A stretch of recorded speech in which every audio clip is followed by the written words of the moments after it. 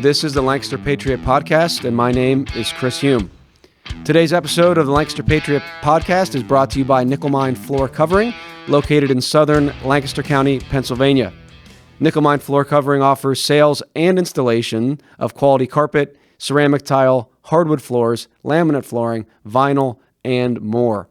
They have a great showroom in Quarryville. I've been there many times myself. If you need new floors, check out nickelminefloorcovering.com.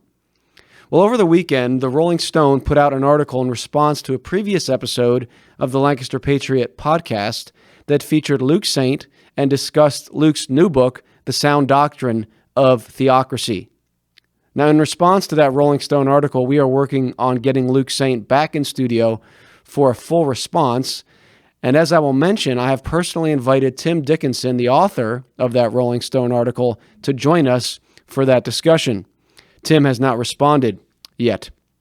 In any case, a full episode is in the works where Luke Saint can personally respond to that article, but I want to make a few comments here and also publicly express my invitation for Tim Dickinson or someone from Rolling Stone to defend why our current American system can give us a just society, but the Bible cannot. I have 5 points then today. Number 1, thank you. Thanks to Tim Dickinson and Rolling Stone for covering Luke's book and the podcast and also spreading the word about the upcoming conference in Mannheim, Pennsylvania. Luke Saint is the chairman of the Mid-Atlantic Reformation Society, and that society is putting on a conference in the middle of September here in Lancaster County. And if you have not signed up for that, I encourage you to do so. Head over to futureofchristendom.org and sign up. So again, thank you to Rolling Stone and Tim Dickinson for spreading the word about the Lancaster Patriot Podcast, Luke's book, and the upcoming conference. Number 2, the title. The title of the Rolling Stone article is this: These Christian Nationalists Want to Stone Adulterers to Death. Now, saying we want to stone anyone to death is sloppy at best and disingenuous at worst, from Mr. Dickinson over there at Rolling Stone. In the Rolling Stone article itself, 5th paragraph in, Tim quotes Luke, quote, "Nobody wants to do it," Saint says, "and that's the way it's supposed to be." To take that and say that Luke or I want to stone anyone to death is like saying Tim Dickinson wants people to be shot simply because he believes there are situations wherein people should be shot. Does Tim believe those situations exist? Does Tim believe that no one should ever be executed for a capital crime? Perhaps he believes that. We invite him to come in and discuss that. But if he does not, then according to his own logic, he also wants to see people executed. Again, we'd love to have Tim come in here and explain himself and his worldview. But the title, again, is sloppy at best and disingenuous at worst. Invitation. As I mentioned, I have personally invited Tim to join us on the Lancaster Patriot Podcast to discuss Luke's book. Let me read a portion of my email to Tim wherein I invite him. Let me make it public here. Tim, thank you for reaching out. We might disagree on some of these things, but I believe these are issues we should be discussing. I invite you to join us as a guest on the Lancaster Patriot Podcast, either in person or virtually, to further discuss these issues and what a just society is. Discussions over such matters have a rich history in America. I tried to keep my responses concise. Doing so leaves a lot to be desired in terms of nuance, but I wanted to keep my responses brief, as I already explained much of my position on the podcast. Please let me know if you'd like to join our podcast to dig deeper into these matters.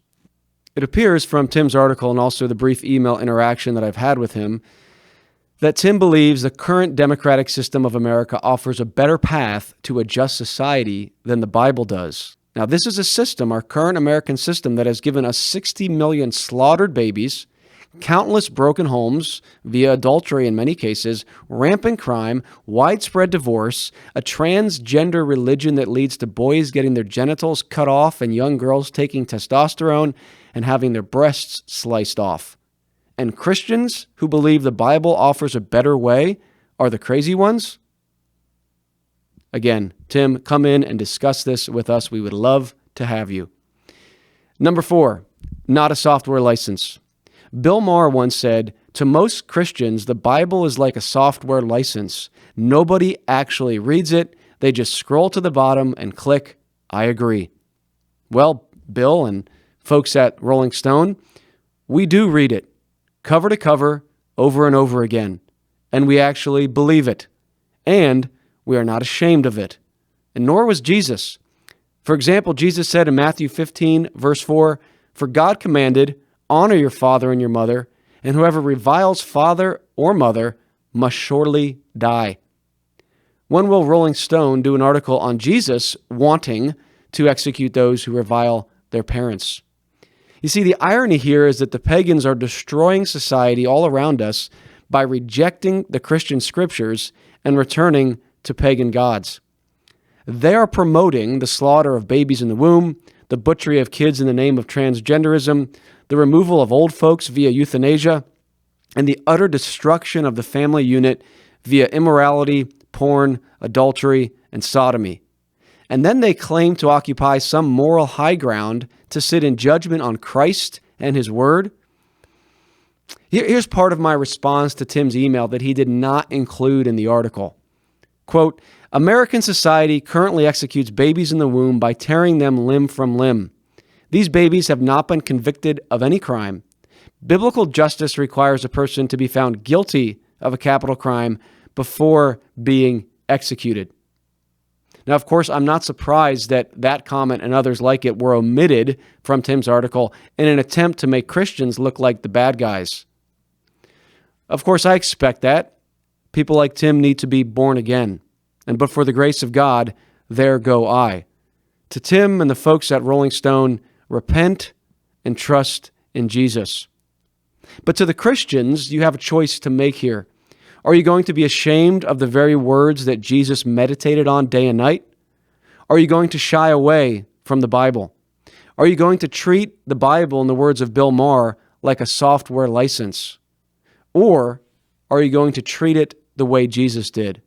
"Man shall not live by bread alone," Jesus said, quoting that book of Deuteronomy, "but by every word that comes from the mouth of God." You see, Jesus was not ashamed to defend the law. Whoever reviles father or mother must surely die. Why should we be ashamed to defend the application of the moral law of God in society then? Number 5, the crime of adultery. Tim said in his article that adultery is a non-crime. That's not true, actually. In a handful of states, at least, including Florida, New York, and Illinois, adultery is still a crime in numerous states throughout the U.S. Furthermore, in American history, adultery was a crime in many, if not all, of the early colonies. Now, you need to keep in mind that the bit about stoning and adultery made up a tiny portion of the podcast with Luke, and it makes up an even smaller portion of all the content that we've covered on the Lancaster Patriot. Now, some Christians will say, why do you lead with this stuff? Why talk about the law? Well, we are not leading with stoning or adultery. Stoning takes up, in Luke's book, for example, just about 5 pages in a book of over 100 pages. And Rolling Stone combed through the content and found the topic of stoning 45 plus minutes into a single episode. So we are not leading with it, but we are not going to be ashamed of it. We are not going to treat the Bible as a software license agreement. You know, Maher is absolutely correct. A lot of professing Christians are happy to say they are all about the Bible, but they don't read it or believe it or promote it. May that not be the case with us. Now, do we believe that biblical law is going to be forced on a people by a tiny group? No, not at all. Joel and I discussed that last week. There's a far more powerful means to see righteousness prevail: the Spirit-blessed preaching of the gospel of Jesus Christ. But that gospel leads to changed cultures. It leads to transformed cultures, including people desirous to look to God's law, not man's. Thus, Isaiah says that Christ will establish justice in the earth, and the coastlands will wait for his law. Is there nuance? Is there work required to apply the Bible? Absolutely. We admit that. And that is why we spend hours of podcasts and pages of writing to discuss that.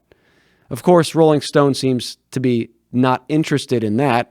But if you are serious about righteousness and justice, about a just society, you should be. So stay tuned for more on this. We will bring Luke Saint back in, Lord willing, to respond to Tim's article. And we have invited Tim to join us. Let's see if he, or anyone at Rolling Stone is able or willing to defend why the current American system can give us a just society and the Bible cannot. A lot more to say here, but I will leave it at that until we get Luke back in here, and hopefully Tim will respond to my invitation to come in. I would love to discuss his extremist view that society can be justly ordered without the Bible. In the meantime, go over to Amazon and get a copy of Luke's book, The Sound Doctrine of Theocracy. If you're going to critique it, at least read it. Until next time, remember, Christ, not man, is king.